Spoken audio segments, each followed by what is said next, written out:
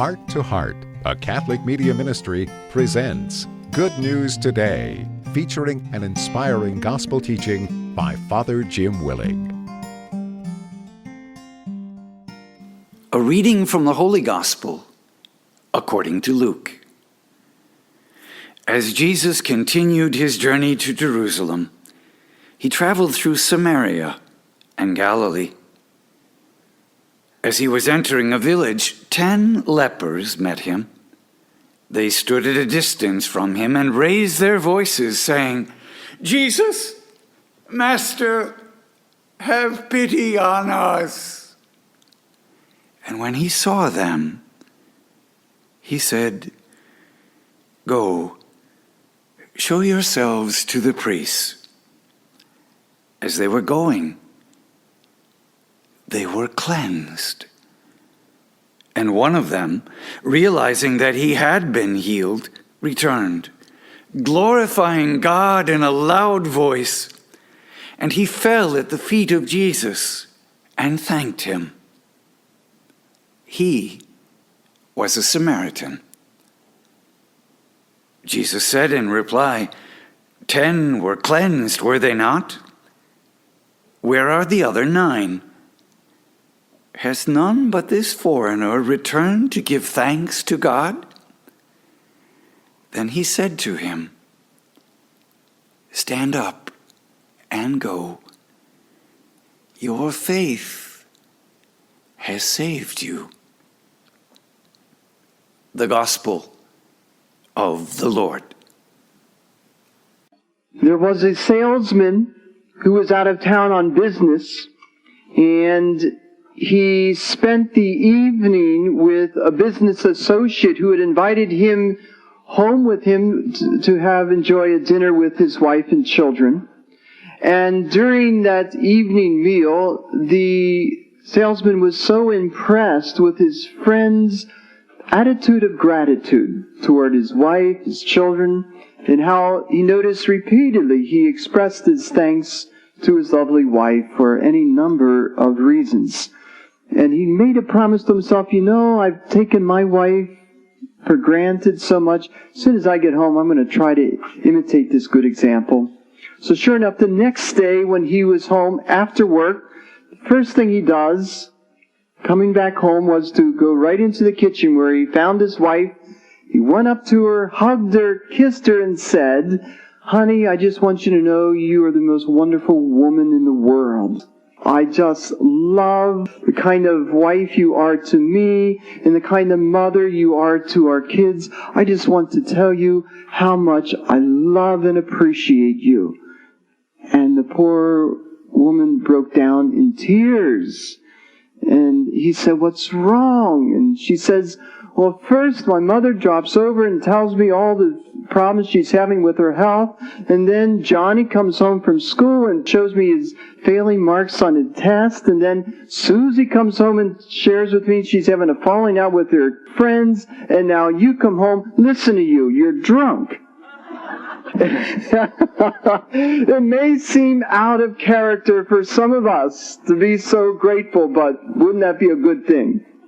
Our parents all taught us 3 magical words that were absolutely necessary to say, and the first word is please, and the second and third word are thank you, and how important those words are, and how you've noticed, I'm sure, we live in a society that often takes people and favors for granted. And, of course, it's good business to be grateful. That's why so many clerks and salespeople will always say routinely, "Thank you." But how more important it is for us Christians to develop that attitude of gratitude. And so I'd like to speak about that today, as certainly that's at the heart of our gospel story. And as we find our way to the gospel, I'd like to segue in such a way that you could quickly and easily find yourselves in the shoes of those lepers. I tried on the shoes myself this week as I prayed and reflected on the question, why am I not more grateful myself? And, this might be true of you, I don't know. But my life is so busy doing so many things, going often from one problem to another, and from dealing with this demand and that demand, our lives get so hectic, and what often preoccupies our attention are the troubles, right? That sometimes, some days, I forget how much I really enjoy doing what I'm doing.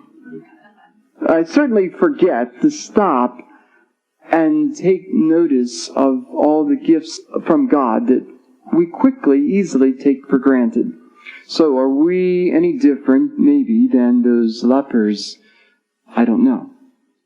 But let's go back to that place where the gospel happens. We're told in the opening line, Jesus is on this journey to Jerusalem. He's passing the borders of Samaria and Galilee. Just to have clear in our mind, if we're going to do any kind of serious gospel study, to have some kind of pictorial image of this geography of the Holy Land. And so this is a pictorial map of Palestine in the time of Christ. Notice they called that Holy Land Palestine. You can see that the Palestine is situated to the east of the Mediterranean Sea. If you were to go across it, you could find Italy, Greece, etc. And if you were to go across the width of that country, which isn't that long or wide, the borders on the other side with the Jordan River. To the north, the source is the Sea of Galilee. To the south, the Dead Sea. And that trickles down southbound. Palestine could be easily divided into three sections. The northern section is Galilee. This is where Jesus spent most of his public ministry and his private life. That's where Nazareth is, where he grew up. That's where Capernaum is, and it's where Jesus spent most of his public ministry and his private life. So in Upper Galilee was a more rural area, but cosmopolitan area too, because there were a number of trading routes that went through there. The middle section, Samaria, remember these are the outcast people who had intermarried and mingled with the Assyrians who conquered Israel some 8 centuries before Christ, and Jewish people who were conscious of pure blood and bred children considered them infidels or heretics because they had not only intermarried in mixing the bloodline, but also intermingled some of their pagan practices with some of their old Jewish beliefs. So they considered them outcasts. And that causes some problem, of course, when you want to go from Galilee down to Judea, the southernmost region. Remember how many times they wouldn't even let him go through. Well, that's hard. You got to go around then. So Judea, of course, is where Bethlehem is. It's where Jerusalem is. And that's where Jesus was going on this pilgrimage from northern Galilee to southern Judea, passing through the border of Samaria. So take a good mental picture of that and keep that in mind, because that's the opening line. It situates our gospel today. And we begin to see that this journey is not only geographical, it's theological. It's really a pilgrimage. That is a very holy journey with a special mission in mind. Jesus is going to give his life, ultimately in Jerusalem, as did many of the prophets before him. So on this journey, we have these chapters of Luke in the middle section of the gospel that relate these incidents that talk about what would be for any of us the journey through life. So this is a very interesting way of situating our gospel story today. With that in mind, there appears on the scene 10 lepers that come to greet Christ. Of course, they keep their distance. You might know this background, but give a quick briefing on leprosy in the first century. Leprosy is not the leprosy that we know to be Hansen's disease today. Biblical scholars and medical scientists all agree Hansen's disease did not exist back then in that part of the world. But what they are describing is something that's referred to in the book of Leviticus, which is the 4th book of the Bible, you would know, that describes a skin condition or irritation that caused some kind of flaking or scaling of the skin that was a little repulsive, and they considered that some kind of a curse. So the double tragedy of leprosy was not only was it a physical ailment, but it was also a social disgrace. Because they considered that person unclean, they were isolated from their families and friends. Now, think back just a century ago, anyone who was diagnosed with Hansen's disease of leprosy were quarantined and taken to some place like out in Malachi. You remember me talking about Damien the leper priest in Hawaii. So these people were taken from their families, from their friends. They were ostracized from their entire society. And they were not even allowed to mingle in public with the other people. They had to keep a safe distance, and when they got close to anyone, they had to yell out, "Unclean, unclean." Therefore, they were not even allowed to enter into the synagogue with the other people. They were even kept from their religious services. Moreover, they were forbidden to enter into anyone's private home or public buildings, finding no welcome anywhere. They were forced to find refuge among themselves, living in caves or on the outskirts of villages or cities. I think you heard me talk last week about St. Francis of Assisi and how he had this repulsion toward lepers and how they lived on the outskirts. His first home was to live with and work with these lepers. He learned to accept them and embrace them. So that's the 13th century. So going back to the 1st century again, they were completely ostracized from the entire community. But worse still may be the stigma that they were considered to have brought this on themselves by some kind of sin. And therefore, this was seen to be a kind of a punishment from God. Remember, this is pre-medical days. They saw everything in rather black and white terms. As from good came from God, bad came from the devil. So that's how they interpreted things so unfairly. And so the lepers were forced then to live a life of begging for mercy. They weren't able to work as usual, and that's why they approached Jesus crying for pity and mercy. Just a hypothetical comment here. You wonder, how could people be so cruel? But you would know that even people today might view persons with AIDS in the same way. Terrible, sinful people, God's punishing them, and don't touch them. We need to keep them away from society. So the same kind of thinking, I believe, can go on in our own day and age. Jesus, who always crossed over the boundaries of what his culture set up, finds himself again showing great compassion to these poor men and women with this dreaded disease. And so he approaches them and says to them, "Go and show yourselves to the priest." What Jesus was prescribing here was, it's only the priest who could determine the person was clean, and they could be admitted back into their families and back into society and welcomed back into the temple and synagogue.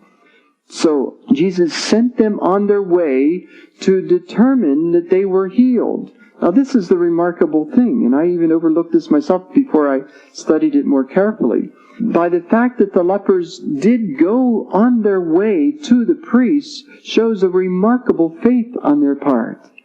They're going to show that they are healed before they displayed any outward sign of that healing. And we're told in the next line, they went on their way, and on their way they were healed. What that might suggest to us is that healing is a process where we often have to take the first step. You know how people who are hurting for any number of reasons, for something that happens in their life, and they need to go to counseling. And it takes a while before they can unravel their hurt and begin to experience some healing and be at some peace for what had happened in their life. Healing is a process. that happens when they're on their way to going to where they can find that help. So we, of course, want to be asking the question, if we find ourselves in those shoes, where do we go for healing? Where do we go for help? We need to know where to go on our way to experience that same kind of healing. Because who of us isn't afflicted with some problem that causes us some pain? The interesting thing is, while they're on their way, Luke narrates they were cured, but one of them, realizing that he had been cured. Now, the Greek word in this text, we refer to the Greek word because these Gospels were originally written in Greek. The word for realizing is actually better translated seeing. By using that word, the implication is he saw or realized before the others did, or what they had apparently had overlooked, namely, not only the healing, but the source of the healing. Recognizing this man immediately turns around and goes back to give thanks to God. And not just in a little simple way. Notice this. In fact, picture this. The man threw himself on his face at the feet of Jesus and spoke his praises. I'll be honest with you. If somebody did that in our church during our church service, the ushers would come and lead him out. Something about this man who was able to freely and fully express his thanksgiving, where many of us hold it in and hold it back. You understand my point. So Jesus responds very appreciatively and affirmatively to the man and says, "Were not all 10 made whole?" This amazes Jesus. Like, where are the other 9? He knew they were all being healed. Now, this is no small thing. We have to presume that all of them were grateful. How could they not be grateful for what happened? Let me reiterate what their healing meant. It meant that now they were able to rejoin their families. Now they were able to return to their jobs.